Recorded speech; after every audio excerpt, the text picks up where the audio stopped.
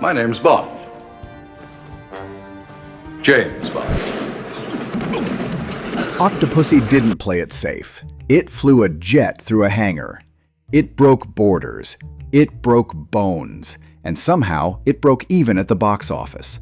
Actors passed out, props exploded early, and the title alone nearly sank the entire That's production. my little Octopussy. This is Octopussy, 20 wild facts you didn't know.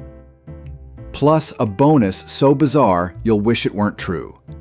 Load your Walther and straighten your cufflinks because we're diving headfirst into Bond. At his campiest, boldest, and most chaotic. Fact 1. The title nearly killed the movie. Nothing, thank you. The name Octopussy didn't just raise eyebrows, it nearly shut the movie down. When MGM saw the title on early marketing drafts, they panicked. Don't panic. TV Don't spots panic. got pulled. Some newspapers refused to print the name. Even foreign markets begged for a rename. Roger Moore once joked he couldn't say it at family dinners, but the title wasn't made up. It came from Ian Fleming's short story, published in 1966. Still, the backlash was so intense, multiple executives pushed to change it. One serious alternative: Property of a Lady. But the producers stuck to their guns. The result? Bond's most infamous name, and a legacy that still divides fans. Fact 2. The jet stunt was 100% real. That mini-jet flying through the hangar, no CGI, no models, no second take. It was real. Bond's opening stunt used a genuine BD-5J microjet, flown by stunt pilot J.W. Corky Fornoff. He threaded it through an actual hangar with just inches to spare, at 150 miles per hour. The plan was so risky that the crew didn't tell insurance until after the shoot. One miscalculation, and Fornoff would have turned Bond's intro into a fireball. The explosion that follows? Done on the same day, using real fuel tanks rigged to detonate right after the jet cleared. It's one of the most dangerous practical stunts in Bond history, and it nearly didn't make the cut. Fact 3. A stuntman almost died on the train. That chase atop the moving circus train? It nearly became fatal. Veteran stuntman Martin Grace was doubling for Roger Moore, running along the train as it sped through Germany, but no one told him about a concrete post just inches from the tracks. During a full-speed take, he slammed into it, breaking his hip and leg. What's worse? The camera didn't catch it. They had to reshoot the sequence, this time with safety barriers marked and warnings in place. Grace spent months recovering and still returned to stunt work. He later called it the closest he'd ever come to dying on set, and he wasn't exaggerating. And if you thought that was risky, wait till you hear what they did with the animals. Really? No, really. This next one belongs in a Bond museum of madness. Fact 4. They painted tigers for the jungle scene. In one of the jungle scenes, Bond dodges a tiger that looks suspiciously still. That's because it was. The production used a tranquilized tiger and then enhanced its fur with spray paint to darken its stripes under the camera lights. The animal remained calm, but animal rights groups were not. Even in the pre-internet 80s, word got around. PETA threatened to protest the film's premiere, forcing the studio to quietly remove similar shots. It's not the only wild animal on set either. There were snakes, monkeys, and even a crocodile pit.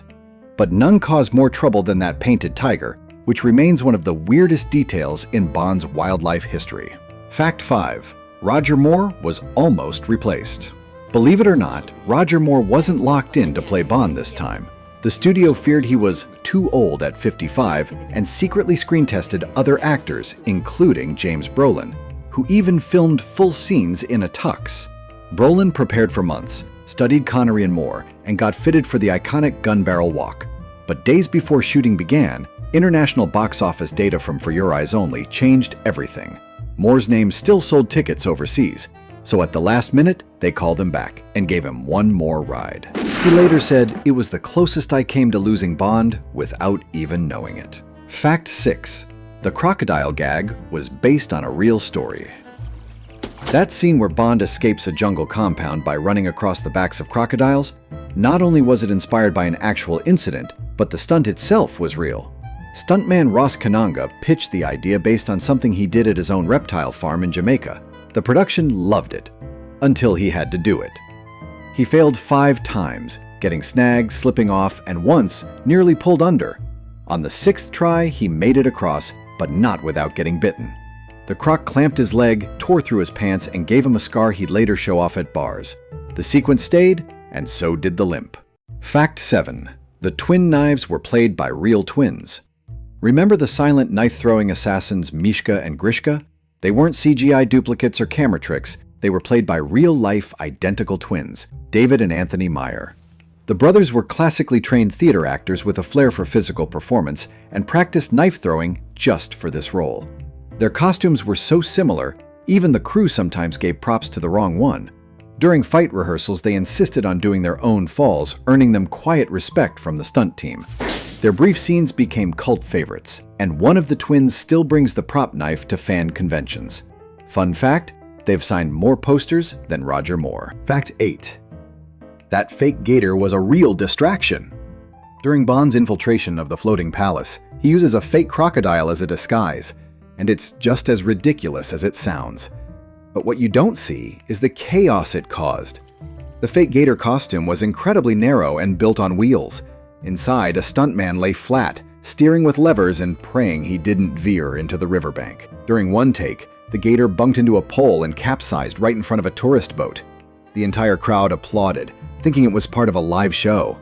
That footage never made the cut. But the stuntman got a standing ovation from 40 Germans on a river cruise. And just when the set couldn't get any weirder, a monkey stole the script, literally. Fact 9. The monkey nearly ruined the scene. For a palace sequence, the crew needed a monkey to deliver a small jewel as part of a trade-off. The monkey? Adorable. The execution? Chaos. On day 1, the monkey climbed the set rafters and refused to come down for 6 hours. When they finally reset, it sprinted off with the actual prop jewel and one of the assistant director's pens. Both were recovered under a makeup table after 2 hours of bribing with bananas and peanut butter. Moore later joked it was the most professional actor on set. The scene was eventually simplified, but the monkey still got its name in the credits. Probably deserved it. Fact 10. Q gets his most absurd invention yet. Bond movies are known for outlandish gadgets, but Octopussy might have taken the cake. Q's big moment? A mini submarine shaped like an alligator. The idea came from one of the writer's kids who suggested it as a joke. The prop department ran with it. It cost over $40,000 to build and could barely turn. They tested it in a hotel pool where it nearly got wedged in a filter grate, but it looked ridiculous on camera. And that was the point.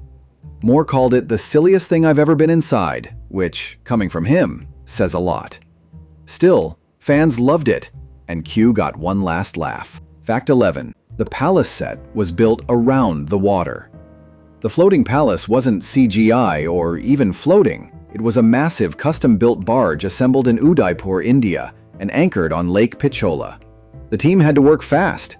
Locals warned about seasonal winds that could shift the entire set. Every night, Grips quietly re-anchored it to keep it from drifting out of frame. The interiors? Shot in a nearby hotel ballroom, redressed with carpets and tapestries, flown in from the UK. And that classic overhead shot of Bond arriving by boat? Only made possible by flying in a Steadicam team from France.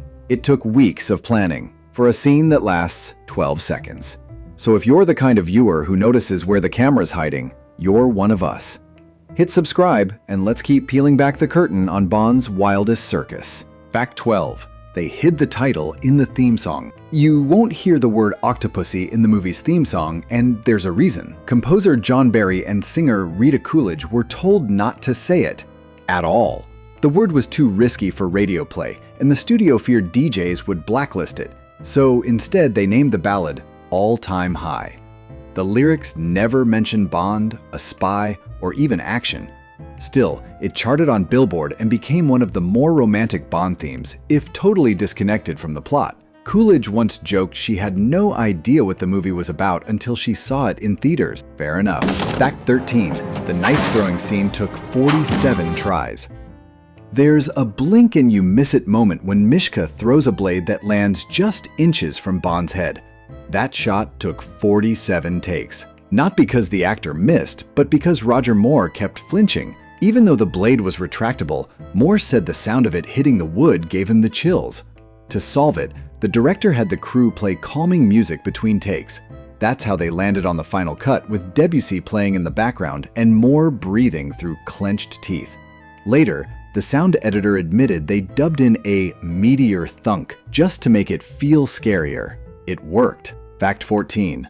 A costume almost caused an international incident. For one scene, Octopussy's guards wear red silk outfits with gold sashes, inspired by traditional Indian dress. But one advisor warned that the design looked dangerously close to a sacred religious uniform. Production scrambled to redesign the costumes over the weekend, swapping out colors and reworking the trim. Still, a few background shots were already filmed and had to be color-corrected in post. That tiny wardrobe note may have saved them from a diplomatic nightmare. Meanwhile, costume designer Emma Porteous earned praise for the overall look, despite never having worked on a Bond film before.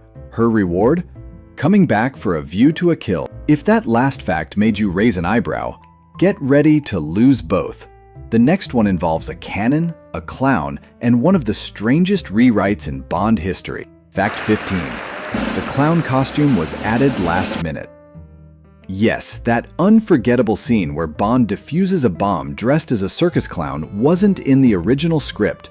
It was added after test screenings where audiences found the final act too slow. Producers wanted tension and a disguise that would let Bond sneak in unnoticed. A mime was considered. So was a ringmaster, but director John Glenn said, "If we're going camp, we go full clown." Moore hated the idea, but agreed. Ironically, the image of Bond in face paint became one of the most enduring and divisive visuals in the series. Some fans call it genius. Others still haven't forgiven it. Fact 16. The Fabergé egg wasn't a prop. That sparkling Fabergé egg Bond swaps during the auction scene? Not a replica. It was a real jeweled egg on loan from a private collector in London. The production insured it for over $100,000 and had it hand-delivered in a velvet-lined armored case. Only the prop master and the director were allowed to touch it without gloves. During filming, Moore joked that the egg had a better trailer than he did. It's one of the few times in Bond history where a real antique was used as a central plot device. The egg now resides in a private vault, and no, they won't tell you where. Fact 17. A circus performer was injured on set. The scene where Octopussy's circus troupe rehearses for the military base? One of the acrobats slipped during a trampoline flip and fractured his wrist. The cameras weren't rolling, but since the shot was scheduled for that day, the crew improvised. They adjusted the routine, rewrote blocking, and filmed tighter angles to hide the missing performer. What's crazier? He returned 2 days later, cast and all, and asked to do a tumbling run. They said no, but he stayed as a background extra for the rest of the shoot. Later, he told a magazine, "If I was going to break something, at least it was in a Bond film." Fact 18. Bond's tux was bulletproof. Sort of. For one scene, Roger Moore wears a white tuxedo jacket that appears to stop a bullet. It wasn't part of the plot. It was a costuming accident. The jacket was reinforced with a foam panel to keep its shape during action shots. In one take, a blank charge fired at close range struck the panel and left no mark. Moore called it Q-approved tailoring. The stunt coordinator later revealed that the foam layer likely prevented a serious bruise or worse. The jacket was kept as a souvenir, complete with scorch mark, and was later displayed in a Bond exhibit under the name Formal Armor. Fact 19. A real snake was loosed in the bedroom. Yes, that scene where Bond wakes up to a snake slithering across the bed used a real python. It was meant to be sedated. It wasn't. During the take, the snake unexpectedly wrapped around Moore's leg and started climbing.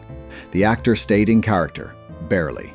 The handler rushed in after the cut and gently removed the animal. Moore was visibly shaken, but later joked, at least it wasn't an octopus. The footage was too chaotic to use, but they reshot it with a model snake the next day. That original take? Destroyed. Or maybe locked away with the other Bond outtakes we'll never see. Fact 20. The final fight was shot in 3 countries. That final rooftop battle on the moving train? It wasn't just shot in Germany. Parts of it were filmed in 3 different countries over 6 weeks. The close-ups were done on a studio backlot in Pinewood. The wide shots were filmed on an actual train outside Frankfurt. And the bridge explosion? Shot in India, stitched together with match cuts. Coordinating the geography was a nightmare. Every piece of wardrobe had to match down to sweat stains. The editor reportedly had 300 hours of train footage to sift through. When it all came together, audiences never noticed. But the crew? They never looked at trains the same way again. Bonus fact: the octopus prop had its own bodyguard. The animatronic octopus used for the palace scenes was delicate, expensive, and terrifying to transport. It had 22 motorized tentacles, each controlled by a separate wire. The crew nicknamed it Wiggly and gave it a dedicated handler, a puppeteer from Jim Henson's workshop. After one drunk extra tried to poke it between takes, producers assigned a bodyguard to stand watch during all active scenes. The octopus never malfunctioned. But the handler once wore the tentacles as a scarf for a wrap party photo. That shot? Banned from press kits, but legendary among the crew. So if you made it this far, congrats. You now know more about Octopussy than 99% of Bond fans alive. If this made you laugh, cringe, or rethink Roger Moore's clown makeup, hit like, smash subscribe, and drop your favorite fact in the comments. Because in a world of digital doubles and green screens, Octopussy was all in. Real trains, real snakes, and one very expensive octopus puppet.